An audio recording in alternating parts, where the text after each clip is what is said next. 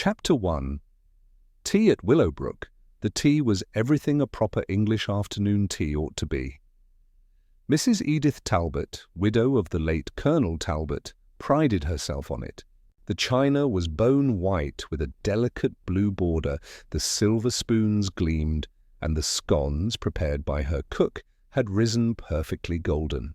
Even the roses upon the polished table, cut that very morning from the garden, gave off a faint, sweet fragrance.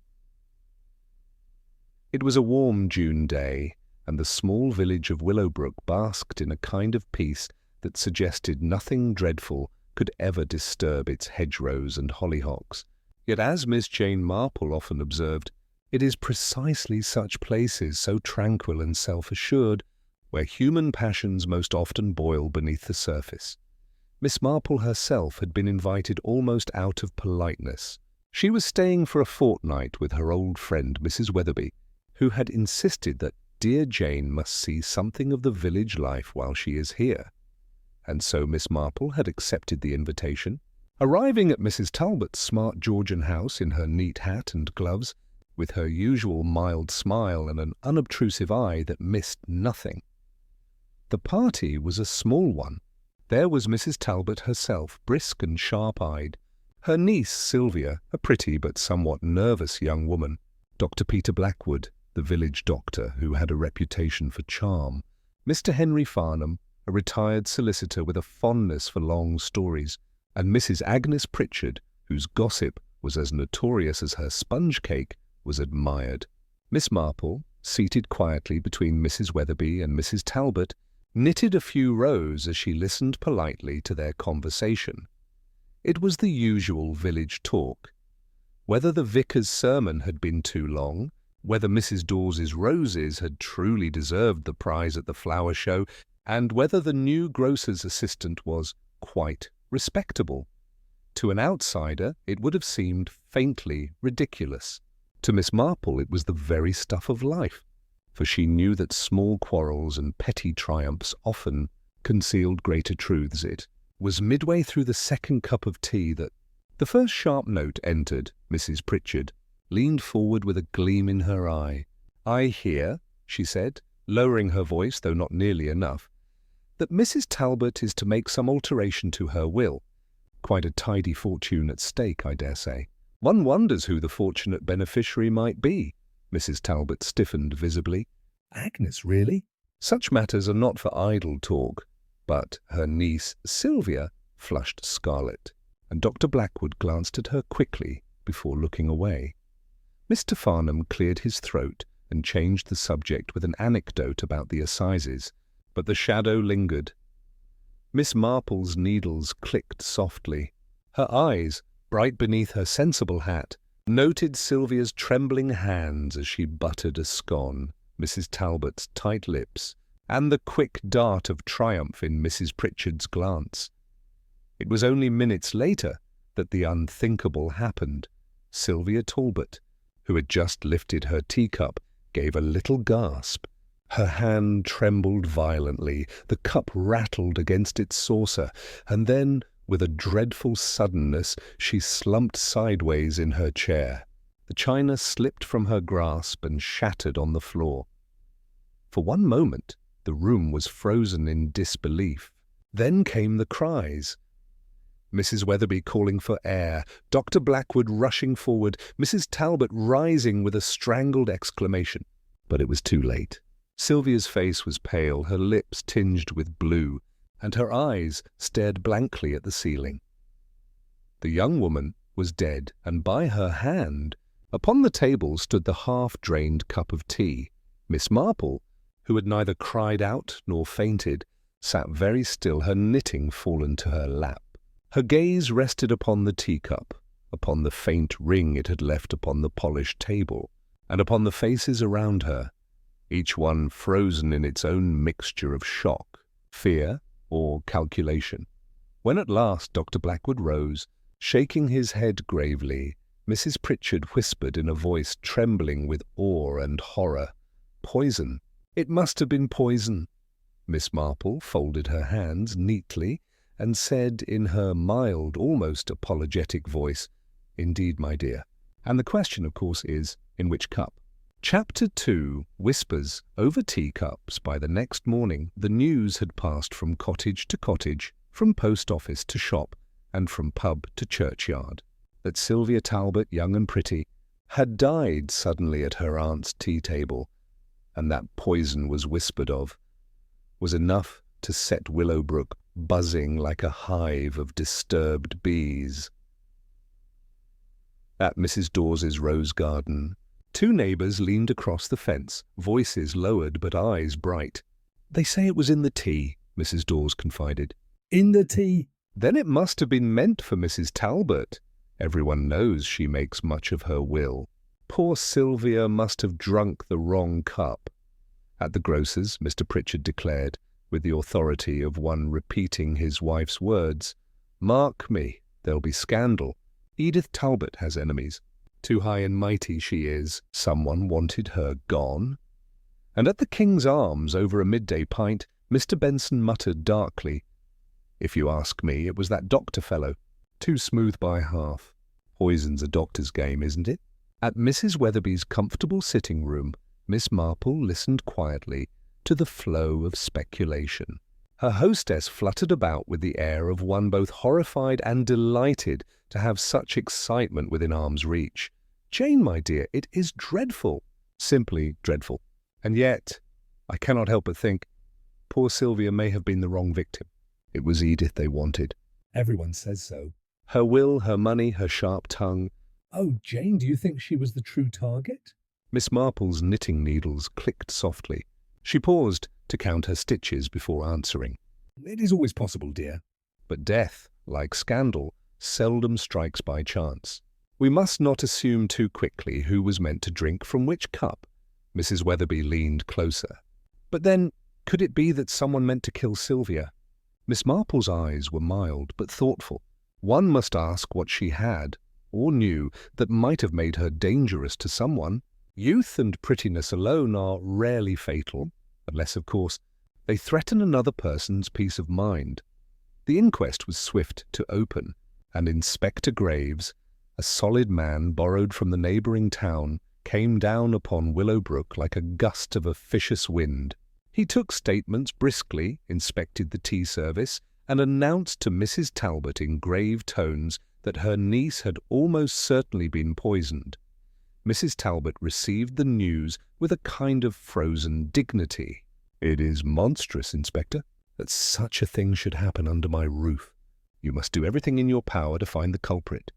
Miss Marple, who had been seated unobtrusively in a corner, noted the stiff pride in the older woman's bearing, the way her eyes flickered momentarily towards Dr. Blackwood, and the fleeting expression, half guilt, half terror, that passed over his face in return. By evening, the gossip had hardened into its first theory. Dr. Blackwood. He was nearest her when she fell. He looked guilty. And poison, well, A doctor would know about such things. It was neat, it was simple. and it was already being repeated as fact. Miss Marple sat by the fire with her knitting, listening to Mrs. Weatherby's chatter. But her eyes were on the firelight, thoughtful. Neat solutions, she knew, were like carefully laid teacups. All too often they were meant to distract from the cup that really mattered. Chapter 3, The Wrong Suspect. Inspector Graves wasted little time. By the second day he had formed a theory, and by the third he acted upon it. The neatness of the case appealed to him. Poison in the tea, administered by someone with knowledge of such things, and who but the village doctor could fit so well? Dr. Peter Blackwood, usually the picture of polished charm, looked haggard when the inspector called at his surgery. The door was half open, and villagers, always alert to drama, lingered on the street outside. "It is absurd," Dr. Blackwood protested, his voice rising as Graves presented his suspicions. "Sylvia was a patient of mine." "Yes, but I had no reason, no earthly reason." "To wish her harm," Graves, moustache bristling with certainty, replied coolly. "Knowledge, opportunity, and the appearance of guilt are quite enough, sir. You were seen near the teacups, and your reaction, by every account, was most Uneasy, the arrest sent Willowbrook into a frenzy. Mrs. Pritchard declared she had always mistrusted the doctor's smooth manners. Mr. Benson at the pub nodded sagely and said he had long suspected something slippery about Blackwood. Even Mrs. Weatherby admitted in a whisper to Miss Marple that perhaps it is better so, lest the village may rest again. Miss Marple, however, was far from reassured. She sat by Mrs. Weatherby's hearth that evening, knitting calmly, her expression mild. "But her thoughts were sharp as needles, Jane," Mrs. Weatherby pressed. "Don't you think the inspector must be right?"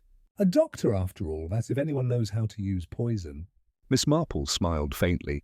"Yes, dear, and that is just the trouble. A doctor would know how, and therefore must also know how very obvious it would appear. No murderer, unless very foolish indeed, But would choose so convenient a disguise. There were other details, too. small but telling. Miss Marple recalled how the teacups had been set in a neat circle upon the tray. Sylvia had not chosen her cup. It had been handed to her by her aunt, Mrs. Talbot, who was always particular about such things. And yet, when Sylvia drank, she had raised the cup to her lips with a slight frown, as though the taste were unexpected.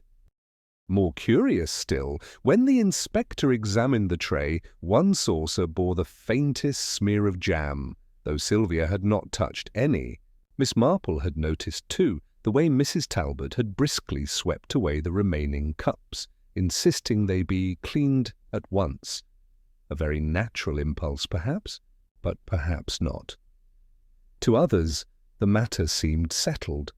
Dr. Blackwood was the culprit, and the village could return to its quiet ways. But Miss Marple, folding her knitting carefully into her bag, murmured softly, "I have lived too long, my dear Mrs. Weatherby, to believe in neat cases. When appearances are too perfect, one must look for the small imperfections, and it is always in those that the truth hides."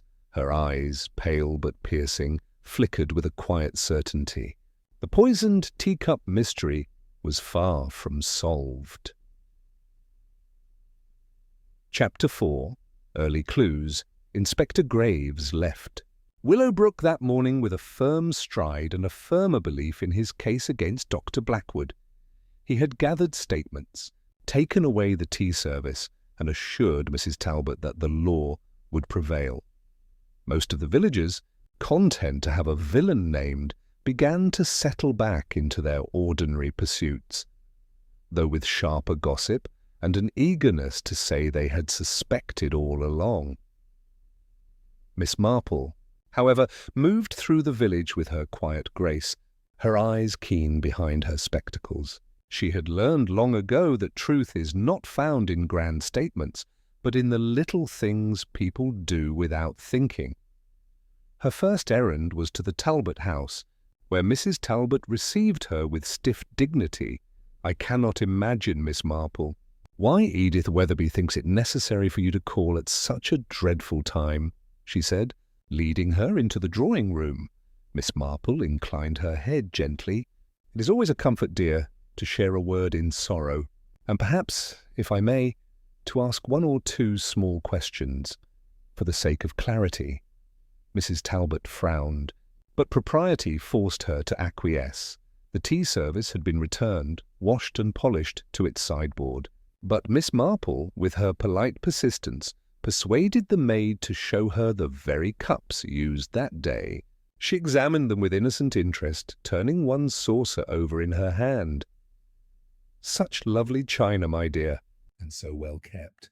Only I notice a faint scratch here, as though someone had set it down rather roughly. "And this one?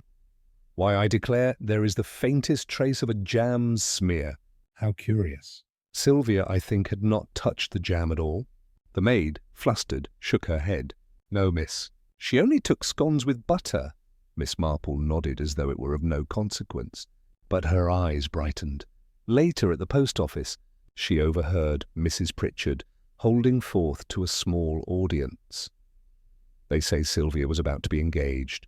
To whom? Why, to Dr. Blackwood, of course. And Edith Talbot did not approve. Mark me, she would never let her fortune fall into his hands. Miss Perkins. behind the counter, sniffed. That may be, but if you ask me, Edith doted on the girl. She wouldn't harm her. Though it's true she was particular about which cup she handed Sylvia that day. Miss Marple, pretending to search her handbag for stamps, pricked her ears at this remark. Particular about which cup. That fitted with her memory. That evening, over supper, Mrs. Weatherby pressed her friend. "Jane, do you think Dr. Blackwood is innocent?" Miss Marple smiled gently. My dear, I think only this. When a young woman dies in so theatrical a manner with all eyes upon her cup, it is very rarely by chance. Someone wished the cup to be noticed. The question is not who had knowledge of poison, but who had knowledge of tea, and of the habits of the people around that table. Mrs. Weatherby shivered. "But surely, Jane, you don't mean—" Miss Marple folded her napkin with neat precision. I mean only that human nature is very much the same everywhere. Vanity, jealousy, resentment. These are quite as deadly as any powder in a bottle. And sometimes, dear, it is the hand that offers the cup that tells the truest tale. Chapter 5. Motives at large. The arrest of Dr. Blackwood had quieted Willowbrook only briefly. The longer the case lingered, the more tongues wagged, and by the 5th day the village was once again alive with theories. For if there was one thing Willowbrook prided itself upon, it was knowing everyone else's business. At the grocer's, Mrs. Pritchard was adamant. It was Mrs. Talbot herself, of course. Who else handed Sylvia the cup? A dreadful mistake. The poison meant for her, no doubt. And that will of hers, why, she changes it every month. People don't like to be kept dangling, I can tell you. Miss Perkins at the post counter offered a competing idea. No, it was jealousy. Sylvia was pretty, too pretty. There was talk of her and Dr. Blackwood. And what of Agnes Pritchard's niece who fancied him herself? Broken hearts are dangerous, in villages or anywhere. Meanwhile, at the King's Arms, the men leaned across their pints with knowing looks. Arthur Denham still had his eye on the Talbot money, make no mistake. Wouldn't surprise me if he slipped a little something into her cup. Only it found the wrong lips. So it was that in less than a week, nearly half the village had been accused by the other half, and vice versa. Miss Marple listened to it all with her usual serene attention. She knew that gossip was rarely accurate in its facts, but it was often most revealing in its focus. People accused where they themselves might have motive, and in that lay the map of the human heart.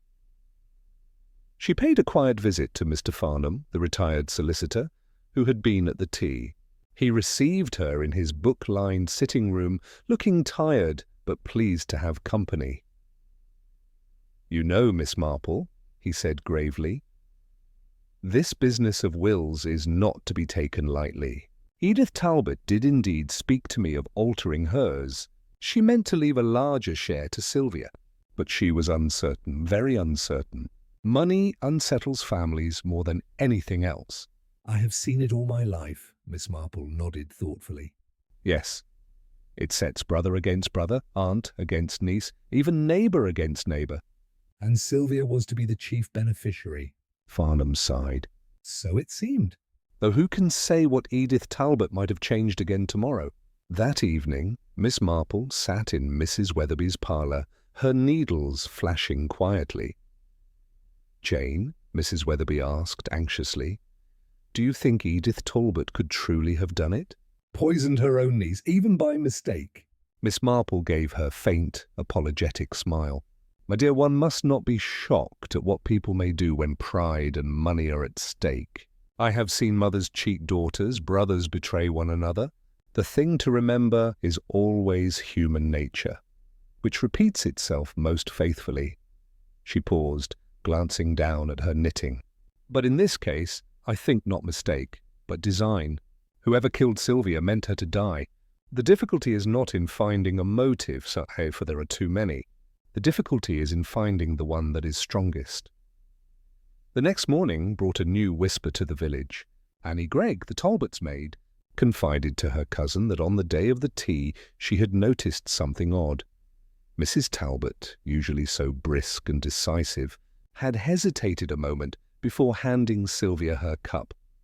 That hesitation, remembered and repeated, made its way swiftly into every corner of Willowbrook, and Miss Marple, sitting by her window with her knitting, thought to herself, yes, hesitation is a very dangerous thing. It shows a mind divided, and sometimes that is where the truth slips through. Chapter 6. The Second Shock. The arrest of Dr. Blackwood had given Willowbrook a fleeting sense of closure, but by the end of the week even the most contented gossips grew restless. Why had the case not advanced? Why had the doctor not been taken away for trial? Inspector Graves, though outwardly assured, was beginning to look less certain, and Miss Marple, knitting calmly in Mrs. Weatherby's parlour, had the distinct air of one waiting for the inevitable. It came sooner than anyone expected. On Saturday afternoon, Mrs. Talbot held a small committee meeting in her drawing-room to discuss the future of the fete. "The village must carry on," she declared, chin lifted, "and we cannot abandon our traditions, no matter how dreadful recent events." Present were Mr. Farnham, Mrs. Pritchard and the vicar's wife, along with Annie Gregg bringing in tea. Miss Marple, invited by Mrs. Weatherby, sat quietly in the corner with her knitting. The tea tray was brought in, the silver gleaming as before, and cups were poured. The talk was subdued, yet edged with curiosity. It was Mrs. Pritchard who first noticed. "Edith," she said sharply, "your hand is shaking." And indeed Mrs. Talbot's face had grown pale.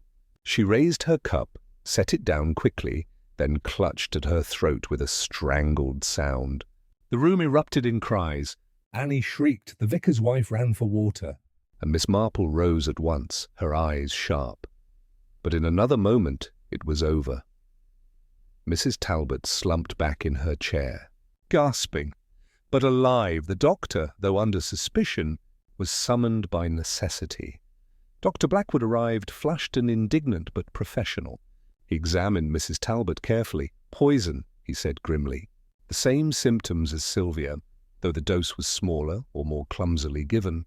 Someone wished her dead and nearly succeeded." The shock was profound. Gossip that night roared through the village like wildfire. The theory of the wrong cup seemed confirmed. The true target had been Edith Talbot all along. Inspector Graves paced furiously in the Talbot drawing-room. "This complicates matters," he muttered. "If the lady herself is the victim, then the niece's death may have been accidental after all. But the question is, who seeks Mrs. Talbot's life?" Miss Marple, standing discreetly by the mantel, spoke softly. "Perhaps the better question, Inspector, is who stands to gain most when Mrs. Talbot is gone?" Her eyes, kind but penetrating, flickered to the will upon the escritoire, left carelessly open. Names were written there, crossed through, rewritten, rearranged, a tangle of promises and revocations, and with them a tangle of motives. That evening, Mrs. Weatherby wrung her hands. "Jane, this proves it, doesn't it? Sylvia drank the poison by mistake. Edith was always the intended victim." Miss Marple shook her head gently, her needles clicking in steady rhythm. "Perhaps, dear, but perhaps not. It is sometimes convenient to make one death appear an accident, and I fancy the true plan may be subtler than we think." She leaned forward, lowering her voice. "For you see, Edith Talbot did not die today, and I cannot help but wonder if someone wished merely to frighten her, or to make her appear the victim, when in fact she is something quite different." Her needles paused, her eyes far away. "The truth, dear, is like a pattern in lace. At first, only knots and holes, but in the right light, the design becomes clear." Chapter 7. Threads of Motive. The near death of Mrs. Talbot unsettled Willowbrook more deeply than Sylvia's sudden passing. Sylvia had been young, pretty, and tragic, but Edith Talbot was the centre of the village, formidable and wealthy. That someone had attempted her life in her own drawing-room shook the sense of order in every cottage and garden. By Monday, the village was divided into camps. Some whispered that Mrs. Talbot herself had arranged the attempt to turn suspicion from her. Others muttered that she was the intended victim all along. And still others, fewer but not silent, suggested that neither was quite the truth. Miss Marple listened to it all, knitting quietly on Mrs. Weatherby's veranda, her eyes thoughtful. Her first visit was to Mr. Farnham, the retired solicitor. "You know, Miss Marple," he said, polishing his spectacles. "Mrs. Talbot consulted me twice in the past month. She altered her will, once to favour her niece, then again to reduce her share and increase certain charitable bequests. I warned her that such changes only breed suspicion. But she would not be advised." Miss Marple inclined her head. "And yet, Mr. Farnham, wills are often less about money than about affection, or the lack of it. A small change can wound more deeply than a fortune lost." Mr. Farnham sighed. True enough. She had enemies, Miss Marple, more than she realized. A proud woman cannot make changes so lightly without rousing resentment. At the grocer's, Miss Marple overheard Mrs. Pritchard telling her captive audience, "I tell you, Sylvia knew something. She confided to me that her aunt was being pressured. Blackmailed, I shouldn't wonder. And then she died. You may say what you like, but I call that very suggestive." Miss Marple's eyes narrowed ever so slightly. Indeed, and did she say who might be pressuring her? Mrs. Pritchard lowered her voice. "She didn't. But I saw Dr. Blackwood speak very earnestly to her once, and she looked frightened," Miss Marple murmured politely, though her mind moved elsewhere. Mrs. Pritchard's tales were often embroidered, but the thread of truth might lie hidden in the weave. That evening, as the lamplight glowed in Mrs. Weatherby's parlour, Miss Marple laid aside her knitting and spoke. "My dear, the matter grows clearer. We must remember that poison is not the weapon of impulse but of calculation. It requires preparation, forethought, and above all intention." One does not poison by accident, Mrs. Weatherby shuddered. Then it is true, someone in Willowbrook meant to kill Edith Talbot, not Sylvia? Miss Marple shook her head gently. Not necessarily. "Consider, if Edith had truly been the target, the first attempt should have succeeded. No, I believe Sylvia was the true victim. Edith's episode was meant to confuse, to turn the inspector's thoughts elsewhere, and to strengthen her position as the intended victim. It is a clever disguise, but disguises always slip." She smiled faintly, her eyes sharp. "What interests me most is not who had reason to wish Edith dead, but who had reason to wish Sylvia's silence." Outside, the bells of Willowbrook tolled the evening hour. Within, Miss Marple folded her knitting neatly as though tying off a final stitch. She had begun to see the pattern forming, faint, delicate but undeniable, and she knew that soon, very soon, the murderer's composure would crack. Chapter 8, Gentle Traps. Inspector Graves was in no enviable position. With Dr. Blackwood still under suspicion, and Mrs. Talbot having narrowly survived her own attack, the case seemed to shift under his feet like sand. He walked about Willowbrook with a thunderous brow, snapping at constables and frowning at every villager he met. Miss Marple, meanwhile, went about her errands as though nothing in the world could be more natural. Yet those who had long known her would have noticed the gleam in her pale eyes, and the way her mild questions fell at just the right moments, nudging people into betraying more than they intended. Her first call was at the Vicarage, where she took tea with Mrs. Whitmore, the vicar's wife. "It is dreadful, Miss Marple," Mrs. Whitmore declared, pouring tea with hands that trembled just a little. "Edith Talbot nearly dying in my own drawing-room, for it is my parish as much as hers, and now people will talk." Miss Marple smiled kindly. "They do talk, my dear. It is the nature of villages, and what they say is often most revealing. For instance, they say Mrs. Talbot hesitated before handing Sylvia her cup. Did you notice that?" Mrs. Whitmore froze for a fraction of a second before recovering. Perhaps. I couldn't be sure." Edith was always particular. Miss Marple sipped her tea, her eyes lowered. Particular, yes, but hesitation is another matter. One hesitates when one has a choice to make, and choices, you know, are most interesting. Later that day, Miss Marple stopped at the grocer's, where Annie Gregg served her with apples. "You've been most brave, Annie," Miss Marple said softly. "Twice now you've been present at such dreadful scenes. It must have been very hard for you," Annie shivered. It was, miss. And I think Mrs. Talbot knew more than she said. "After Sylvia's death, I heard her in the pantry, weeping. She kept saying it should not have been her. It should not have been her." Miss Marple nodded gently, though her mind quickened.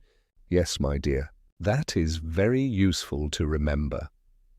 Her final visit of the day was to Mr. Farnham, the retired solicitor. "You know Miss Marple?" he said, leaning forward. "Sylvia confided to me once.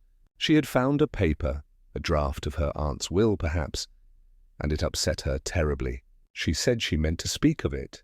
And then, well, you know what happened. Miss Marple folded her hands in her lap. "Yes, quite so." A young woman who knows too much and who is too open-hearted to keep silence. A dangerous combination, though, for herself at least. That evening, in Mrs. Weatherby's parlour, Miss Marple spoke softly while her needles clicked. "My dear, it is nearly over. We have seen resentment, vanity, and fear in abundance. But one thing is certain. Sylvia Talbot died because she knew something she should not. And her aunt's attack was staged to confuse the trail." Mrs. Weatherby shuddered. But Jane, do you know who? Miss Marple smiled faintly. "I believe I do, dear. But it is always best to be sure. And tomorrow I mean to be." Outside, Willowbrook lay hushed beneath the evening sky.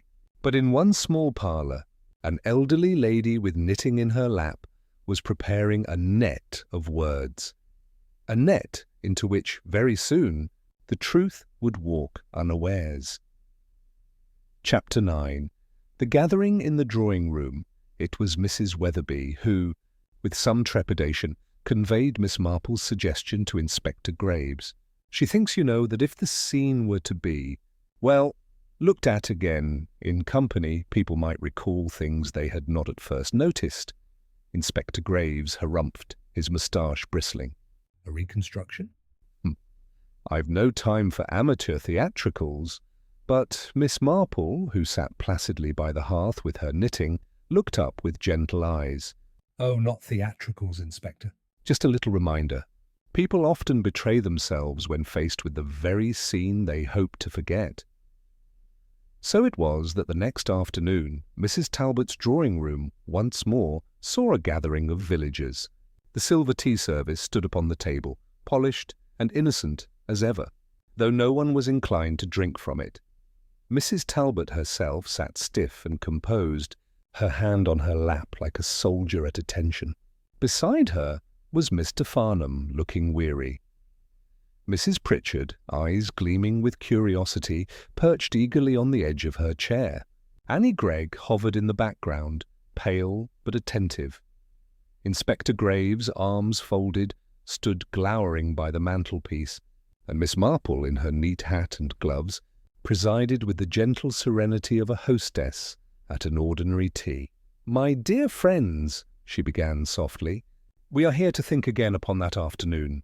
Mrs. Talbot, you sat here, did you not? And Sylvia, poor child, was beside you. She lifted her cup, she drank, and she died. Such a simple thing with tea, and yet how fraught it became." A shudder went around the room. Miss Marple's eyes rested kindly upon Mrs. Talbot. "You hesitated, I think, before handing her that cup. Hesitation is a small thing, but it tells much. One hesitates when one knows that in the choosing lies consequence. Did you fear she might choose the wrong cup?" Mrs. Talbot's lips thinned. I do not recall. Perhaps, Miss Marple said gently, it was because the wrong cup had already been prepared. Not for her, but for you. And yet, how very convenient it has been since for the village to believe that Edith Talbot was the true target. Inspector Graves stirred uneasily. Mr. Farnham leaned forward. Annie gasped, Miss Marple continued, her voice calm but inexorable. Poor Sylvia found something she should not have. A draft of your will, Mr. Farnham tells us. She understood that your changes meant disappointment, perhaps disgrace, for someone close to you. She meant to speak of it, and so she was silenced, neatly, swiftly, with a little powder placed where her lips must touch. She turned her eyes, sharp now, towards Mrs. Talbot. And afterwards, to strengthen the illusion, you staged your own attack, a lesser dose, just enough to make you appear the victim, not the perpetrator. Clever, yes? But not quite clever enough. Mrs. Talbot gave a strangled laugh. Absurd. Why, everyone knows I adored Sylvia. Miss Marple's voice was gentle but firm. Adored her, perhaps, but you adored control more. And when she threatened that control, when she saw too much, you chose pride over love. It is an old story, I fear.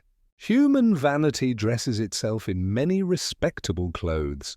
There was a heavy silence. Mrs. Pritchard leaned back, pale and wide-eyed. Inspector Graves cleared his throat. Mrs. Talbot, I must ask. But Mrs. Talbot had already risen, trembling. She was going to ruin everything, she whispered.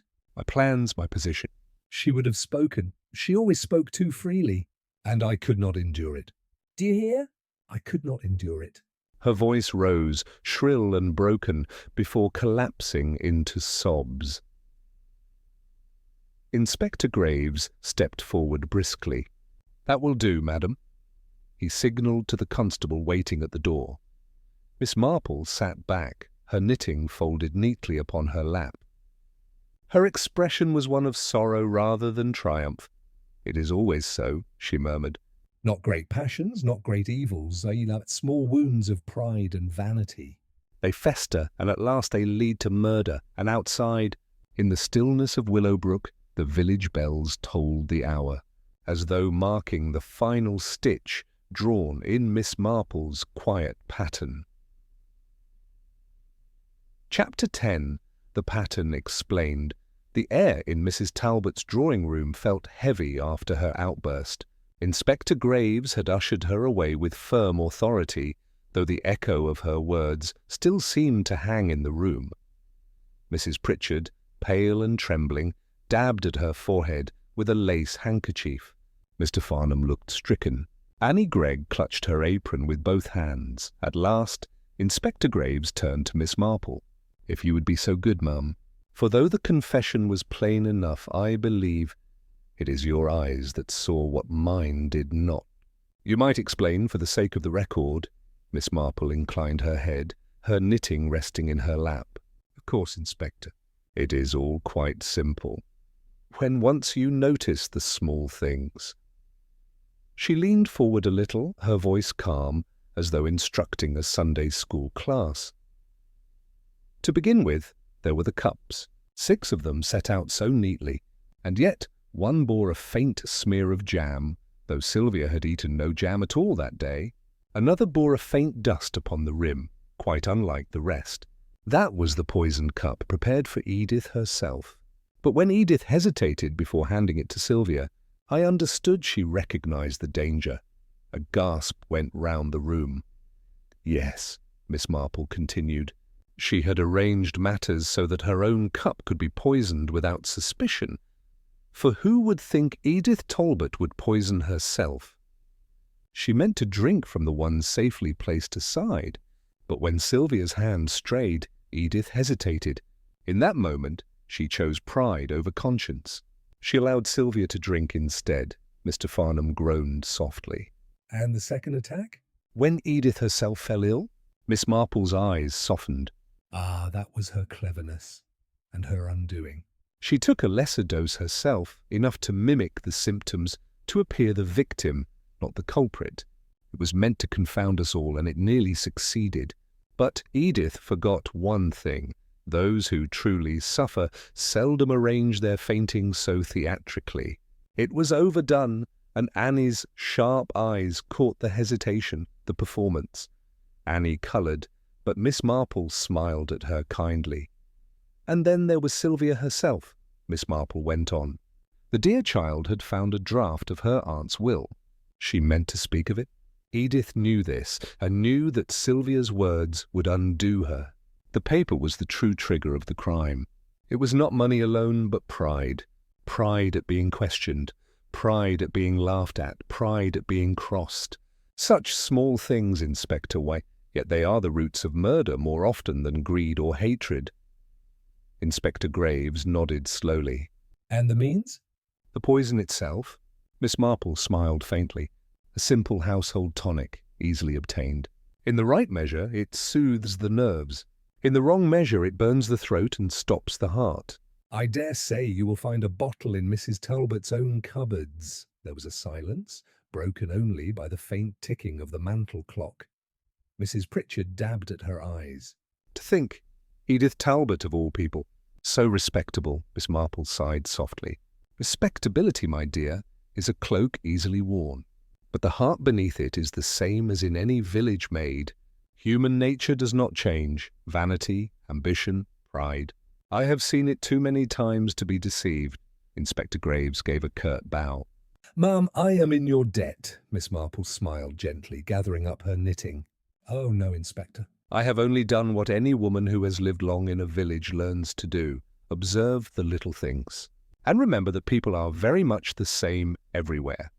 Outside, the evening bells of Willowbrook began to toll, their notes clear and solemn across the rooftops. Within, Miss Marple slipped her needles into her bag and rose, ready to take her tea at Mrs. Weatherby's cottage. For the pattern was complete, the last stitch tied, and the poisoned cup set forever aside. Chapter 11. Whispers. After tea, the village of Willowbrook was never quite the same again after the dreadful business of the poisoned teacup. For weeks the story was retold in kitchens and parlours, embroidered at every turn, until one might almost believe half the village had witnessed poor Sylvia's collapse with their own eyes. Mrs. Pritchard was tireless in recounting the tale, though her version shifted subtly with each telling. To some she confided that she had always suspected Edith Talbot. To others she hinted darkly that Dr. Blackwood had been much too clever with his medicines. Mr. Farnham, the solicitor, walked about with a weary air, repeating to anyone who would listen that the law has seen stranger things, but seldom sadder. As for Edith Talbot herself, she was conveyed to the assizes, her once formidable figure bowed. Some whispered that she might plead illness. Others said pride would keep her silent to the end. In any case, her reign as the formidable widow of Willowbrook was over. Life, however, has its own insistence. The grocer's account still needed balancing, the vicar still preached his Sunday sermon, and the roses in Mrs. Weatherby's garden bloomed as they always had. Even scandal, however shocking, must yield to the rhythm of village life. Yet beneath the surface, something had changed. Neighbours looked at one another more closely. Friendships cooled or warmed according to what had been said during the days of suspicion. People remembered who had defended whom, and who had been quick to condemn. Such things, Miss Marple knew, are never forgotten. On her last evening in Willowbrook, Miss Marple sat in Mrs. Weatherby's parlour, her knitting folded neatly beside her. "My dear Jane," Mrs. Weatherby said with a sigh, I do not know what we should have done without you. "Inspector Graves is all very well, but it was you who saw it clearly." Miss Marple smiled gently. Oh, no, my dear. I only listened. "People tell you everything if you let them, though they seldom realize what they are saying." It is quite the same in St. Mary Mead. Vanity, ambition, jealousy, they take different forms, but they are always there. Mrs. Weatherby shivered. It makes one wonder how many such things lie hidden beneath the surface, even here, among people we think we know. Miss Marple's eyes twinkled, though her voice was grave. "One should always wonder, my dear. Innocence is not so common a quality as we like to believe." The next morning, as Miss Marple's suitcase was placed upon the carrier's cart, Mrs. Weatherby embraced her warmly. Villagers passing by nodded politely, some with gratitude, some with curiosity, for Miss Marple was already slipping back into her role. The gentle, elderly lady whose eyes saw far more than they appeared to. The bells of Willowbrook tolled as the cart rattled away, their sound mingling with the cries of sparrows and the scent of roses on the breeze. To the villagers, it marked the end of a scandal and the return of order. To Miss Marple, it was simply another reminder that beneath the most charming surfaces lie the same eternal patterns of pride, of folly, and of human nature itself. Chapter 12. The Last Cup In. The weeks that followed, Willowbrook settled back into its familiar rhythms. The shops reopened their chatter about prices and deliveries. The vicar's sermons returned to homilies on patience and kindness, and the roses in the rectory garden blossomed as though no shadow had ever passed across them. Yet the village carried with it a subtle change, like china with a faint crack, invisible unless the light catches it. Mrs. Pritchard, of course, continued to speak of the affair, embellishing it with each telling until her listeners scarcely knew where fact ended and invention began. Annie Gregg, poor girl, avoided the subject entirely, though she was quietly proud of the role her observations had played. Mr. Farnham buried himself in parish paperwork, determined never again to be surprised by a draft will lying about. Dr. Blackwood resumed his rounds, greeted politely but with a caution that would take months to soften. Respectability, once doubted, is not so easily restored. On her final afternoon in Willowbrook, Miss Marple sat with Mrs. Weatherby in the little garden behind the cottage. The bees hummed among the lavender, and the church bells tolled the hour. "I shall miss you dreadfully, Jane," Mrs. Weatherby said, pouring tea into 2 cups. Cups that seemed innocent enough now, though their memories still held a faint sting. Miss Marple smiled, adjusting her shawl.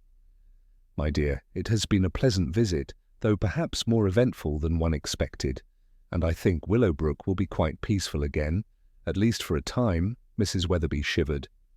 "You always make it sound as though another storm is just over the horizon." Miss Marple's pale eyes twinkled. "Not at all, dear. Only that storms, like human follies, are never very far away. One has only to live long enough to see them return. But until then, there is knitting and gardens and the pleasant company of friends." The next morning, she departed on the carrier's cart, her small suitcase neatly tied with string. The villagers nodded as she passed, some with gratitude, others with relief, as though glad to see the sharp eyes turned elsewhere. As the cart rounded the bend, the bells rang out again, strong and clear, marking not scandal, but the simple passage of time. Miss Marple looked out over the hedgerows, serene and thoughtful. For in every village she knew there would always be another quarrel, another secret, another poisoned cup waiting to be poured. Chapter 13. Echoes in Willowbrook. Though Edith Talbot's trial was still weeks away, Willowbrook considered the matter finished. The police had taken her from the village in the inspector's motor car, and her absence left a curious silence in the high street. People had spent so many years bending to her will, or fearing her sharp tongue, that the air itself seemed lighter.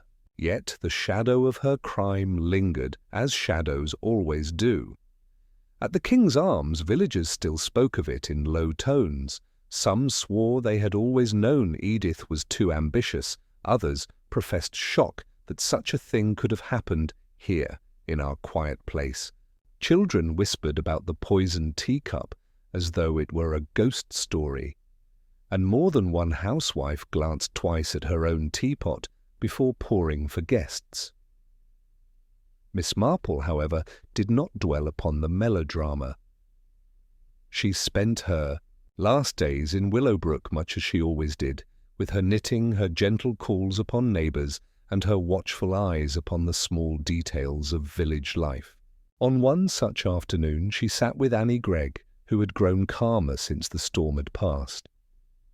"It will never be quite the same, Miss Marple," Annie said quietly. I keep thinking of Sylvia. She was kind to me, you know. And now, gone, just like that. Miss Marple laid her hand gently over the girl's.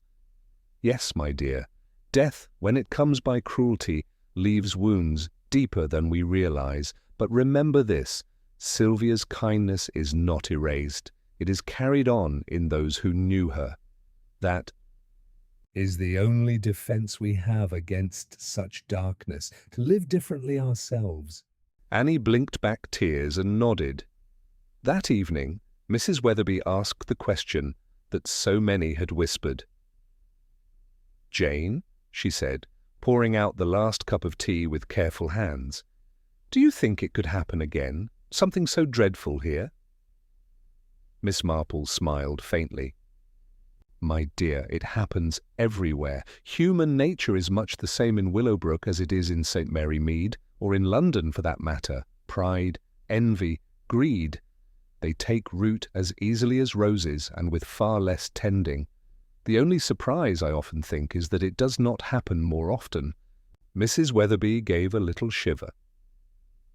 How calmly you say it, Jane. Miss Marple folded her knitting. One grows calm after a certain age, dear. And besides, it is only the truth. When she left Willowbrook at last, the villagers watched her go with mixed feelings, gratitude, admiration, perhaps even a touch of unease, for Miss Marple had shown them what lay beneath their own familiar lives, the weaknesses, the vanities, the dangerous passions that could turn a genteel tea-party into a scene of death. And though the summer roses still climbed the cottage walls and the church bells rang cheerfully over the meadows, Willowbrook would never hear them again without remembering the poisoned cup. Chapter 14. The final sip autumn came early to Willowbrook that year. The air grew brisk, the leaves turned gold along the hedgerows, and the roses that had once graced Mrs. Talbot's table withered in their beds. Life, outwardly, had returned to its ordinary rhythm, the post office bustling, the vicar preaching, the grocer arranging his apples in tidy pyramids. Yet, in parlours and kitchens, when the teapot was set down, there was always a pause. A silence, brief but noticeable, before the cups were lifted. Miss Marple, back in St. Mary Mead, resumed her customary life of knitting, gardening, and visiting neighbours. She did not speak often of Willowbrook, though when pressed she would remark, in her gentle way, that one must always pay attention to the small things, for it is in the smallest things that human nature most clearly reveals itself. One evening, as she sat by her fire with her knitting in her lap, she lifted her own cup of tea. The steam curled upward, faint and fragrant. She smiled to herself, a soft, knowing smile. For Miss Marple understood, as few others did, that every teacup holds a secret possibility of comfort, of friendship, or of death.